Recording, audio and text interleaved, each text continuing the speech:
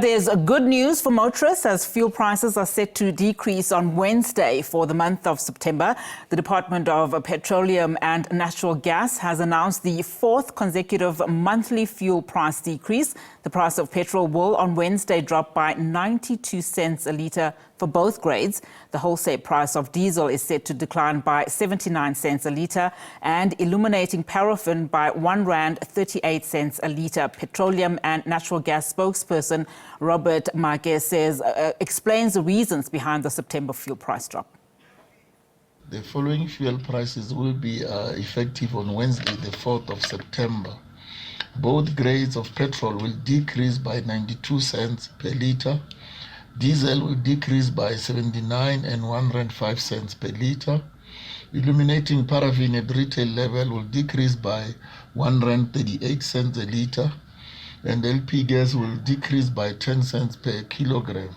The reason for these decreases are the lower oil prices and stronger rand against the US dollar during the period under review.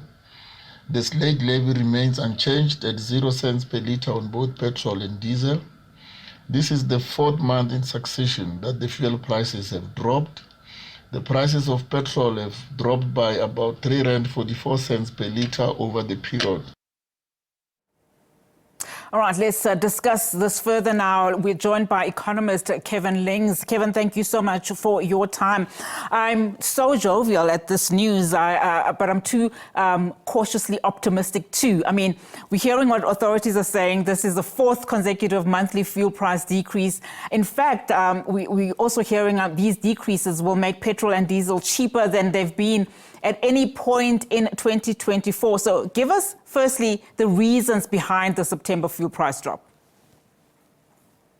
So the reason is mostly a lower international oil price. If you look at oil production around the world, it's actually been quite strong, yet oil demand has declined. And so we find that the world economy has got a little bit of extra surplus of oil production, and that's put downward pressure on the oil price. And because there's downward pressure on the oil price, we benefit effectively through a benefit on refined fuel, in this case, petrol and diesel.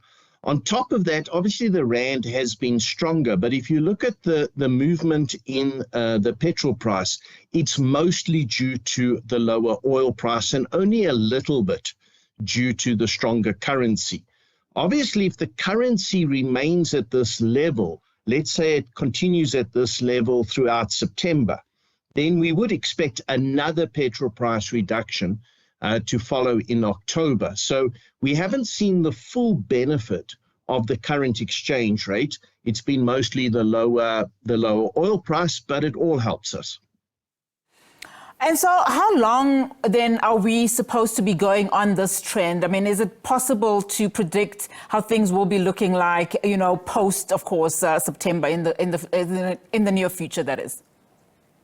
Sure. So we would expect that the petrol price would stabilize at a slightly lower level than where it is now. So let's say we get another reduction in October. As I said, that's entirely possible. That reduction at this stage would be in the order of 30-40 cents a litre.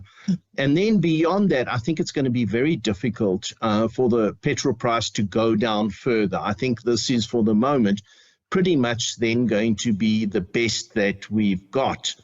It does make a difference, though, because if you consider this time last year, if you go back to September last year, the petrol price is down now 9.6%. So effectively, it's costing motorists almost 10% less. And if you've got a 60 litre tank on your car, in the last 4 months, you're paying 200 Rand less to fill up that tank. That's meaningful. So it's been a very welcome benefit. The motorist will experience that as we go into the end of the year season. Obviously, a lot of people go on holiday, use motor vehicles, etc. So the fact that it's coming off now is very beneficial for us as we go into the holiday season. So I think that there's unequivocally a benefit. It also should help to soften the inflation numbers. And remember, the Reserve Bank meets this month, and they're going to be looking at interest rates. We already think the Reserve Bank has the option to cut rates this month. With the petrol price going down further, you would argue that that makes it easier for them to cut rates and, more importantly, continue to cut rates beyond this month. No, I mean, we'll take it. Good news on all fronts. Let's look at what, President Cyril Ramaphosa said earlier when he announced that the GNU would look to expand the basket of essential food items that are exempt from VAT, for instance, and undertake, I think you called it a comprehensive review of certain prices, including fuel price structure. I mean, just on the latter, the fuel price structure comes with a heavy tax burden. What should then the review entail just to help ease burden on motorists? And I mean, is this also something that's still on the cards, do you think? Yes, they've said they're going to review the fuel price, so I do expect that they will follow through with that. That was announced some time ago, and the president has repeated that.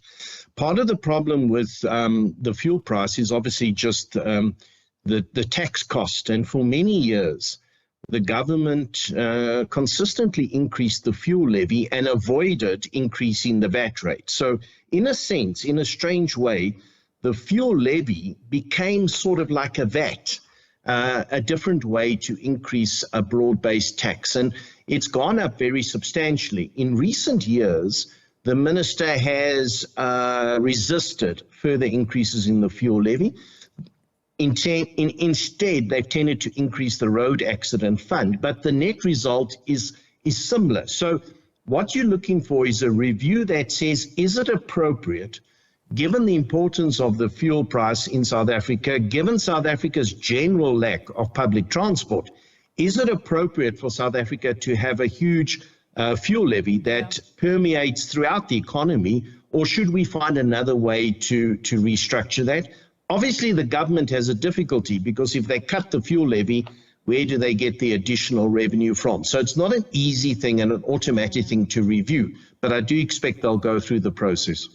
Right, Kevin, let's leave it there for now. Thank you so much for your time. Kevin Lings is an economist.